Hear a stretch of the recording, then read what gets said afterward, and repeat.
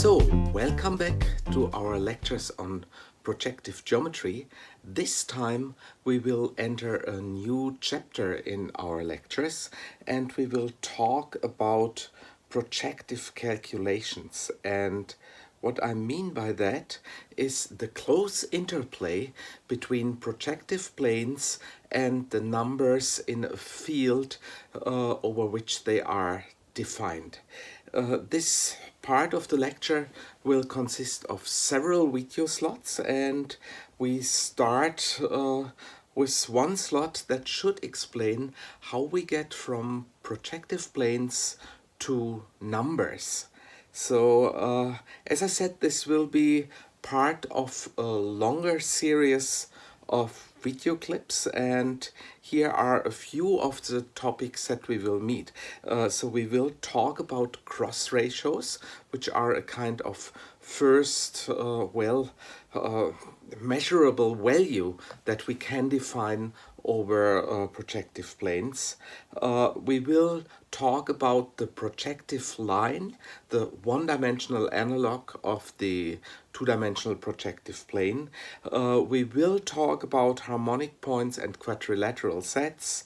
We will learn how to mimic addition and multiplication by purely geometric means, and from that we will derive at a, well, I would say, surprising result that tells us whenever we have a projective plane in which certain incidence theorems hold, then from that we can reconstruct a field over which it is defined. So we can reverse our thinking that we had before and say, no, we don't start with a projective geometry over a certain field. We start with a projective geometry that satisfies the axioms and certain incidence theorems, and then magically in the background a field will pop up. So in that lecture we will focus on the first three parts of that list, and well, let's start with getting from planes to numbers. And for that I want to do something that at first sight might always look well, close to trivial, but you will see that there is on a philosophical level deeper insight in it. So assume we want to measure in real life. So we are in our usual world and we have rulers and we can measure things. So for instance, we have this smiley here and we want to know how big is the smile. So what could we do? We can take our favorite ruler and, well, move the ruler to the endpoints of your smile and see, well, if we'll read closely here at that point, we will end up at 5.8 centimeter. This is a concrete number, a concrete length that you can derive by measuring. Okay, why am I telling you that? So wait a moment. So assume we move our smiley around. So we take it from one place where it was here and move it to some other place, and this movement can include a translation and say a rotation, and we want to know how big is the smile. Well, you all will say, if we just moved it, the size of the smile didn't change, and indeed if I move my ruler here as well and I again read the numbers, I find out that if I just rotate and move, nothing really happens. The size of the smile didn't change. What does this mean mathematically? Actually, the distance of 2 points is an invariant under a certain group of motions. So what are we doing? So assume we have our 2 points here, whose distance we want to measure. They have concrete coordinates, and from those coordinates we have an algebraic formula, well, more or less given by Pythagoras' theorem, that tells us how far these 2 points are apart. And if we move around our smiley just by rotation and by translation, we won't get any difference if we evaluate this expression. This means this expression here turns out to be an invariant property of that group of motions. And this is a very, very general viewpoint that you can take to view geometry. Geometry always is a kind of interplay of transformation groups. So groups that you allow yourself to act on your objects, and invariants, measurements that don't change under that movement. And this very, very general setup is, was first spelled out in such a clear way by Felix Klein, a very, very famous geometer of the 19th century. And he really claimed, if you want to define a geometry, you must either define its invariants or its transformation groups. So these are two sides of a coin, and if you define both, you will get an interesting interplay between them. So let us extend our transformation groups and allow scaling here as well. Wait a second. Actually, for very, very practical reasons, we rely on these kind of invariants very often. So for instance, if you create such a kind of plan for building things together, like a kind of bird's home here, so you have all those measures here. Actually, here you also have some intrinsic right angles, and if you move your pieces of wood around, you assume that those measures don't change. So you, for practical reasons, we rely on such measurements to be descriptive for things we may put together. So now let's extend our transformation group and allow also scaling of objects. So I move my smiley around again, and this time I scale, and if I start to measure, I will end up with something different, because this formula for the distance is no longer in invariant under the extended transformation group.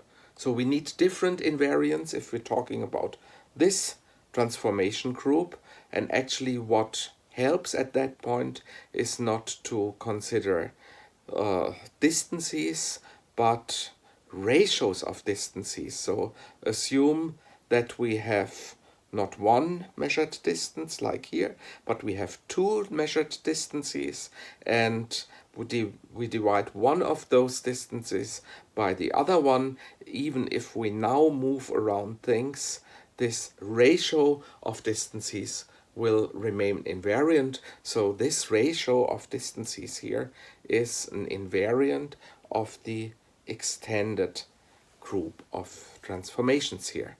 So the natural questions, if we're doing projective geometry now, is what are the invariants for projective transformations? So you already learned what a projective transformation in the plane is. And if you look at those pictures here, so these are all, both of them are projective transformations of our original smiley, you see that neither lengths nor ratios of lengths stay invariant under that group. So we need something else, and for that we first have to properly define what is the right way of talking about invariance here. Remember, in the case of Euclidean transformations, we just said, okay, we take our coordinates, and from those coordinates we calculate our invariant. So we should first think about the question, what are our coordinates in that case, to answer the question about what are the the invariants of projective transformations. So what are our coordinates? So if we have points in our pictures, they are always given by homogeneous coordinates. So for each of our points in our picture, we have 3 entries in a vector, and we said we want to identify scalar multiples of those vectors to represent the same point. In a little bit more formal terms, this would mean that measurements should be invariant under both matrix multiplication. So a matrix multiplication corresponds to a projective transformation. So multiplication of a matrix, of a non-degenerate matrix with our point, will move things around according to the projective transformation group. And we shouldn't care which representant we have taken, so it should be invariant under rescaling of the representatives. So let me formalize that. So let me now explain what I mean by a projectively invariant function. So it should be a function that goes from a set of points taken from our projective plane to some value, and it should remain invariant under projective transformations and under scalar multiples of the representatives. So we assume that we have a function, and well, having endpoints, I well encoded it by having such a kind of power space. So we take pk to the n, and here I said, well, we will go to just some domain. So this may be our field, it may be truth values, it may be other geometric objects. We don't care at the moment. What we care about is the invariance. For what follows, we will very often be interested in the case that this domain is our field itself, but let's stay general at the moment.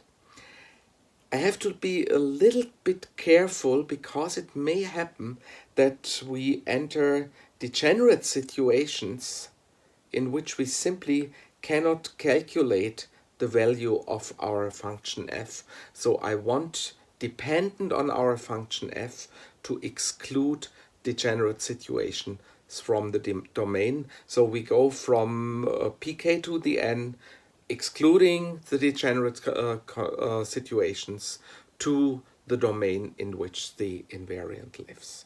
So now it has to satisfy 2 properties. It should remain invariant under projective transformations and under scalar multiplying the representatives. And here's a formalization of that. So for staying invariant under projective transformations, we take a non-degenerate matrix M, and we take our set of points here and we multiply each of the points with M, and our f should be such that before moving our points and after moving our points we get exactly the same value.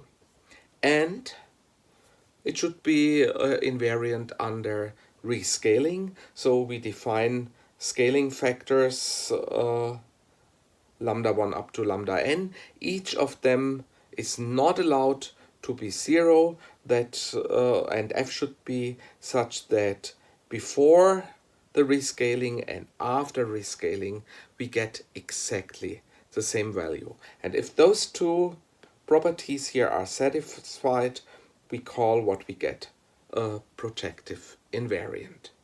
So what are the projective invariants of the projective plane? And now I really want to consider the special case where our domain is K again.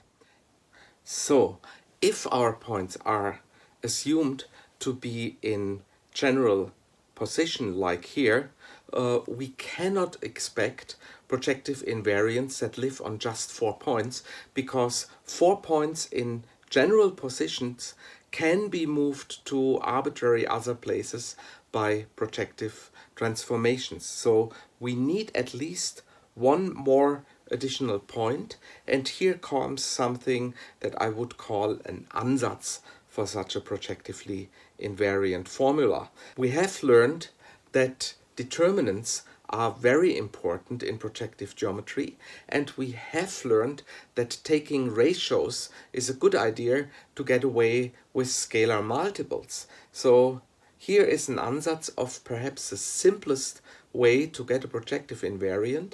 We consider a product of determinants and we divide by a product of determinants and make sure that in our determinants on top and on bottom of our fraction line we have the same number of letters, so each letter should occur the same number of times. So we have 5 points here but 6 free spots for letters here, though one of the letters has to occur twice, say it is X, and the others may occur just once, so say AC and BD occur here.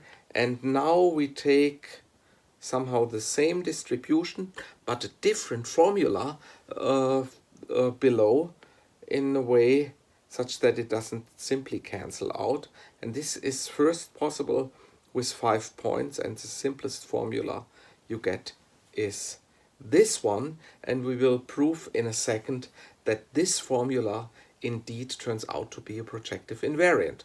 So what do you have to prove for showing that this is a projective invariant?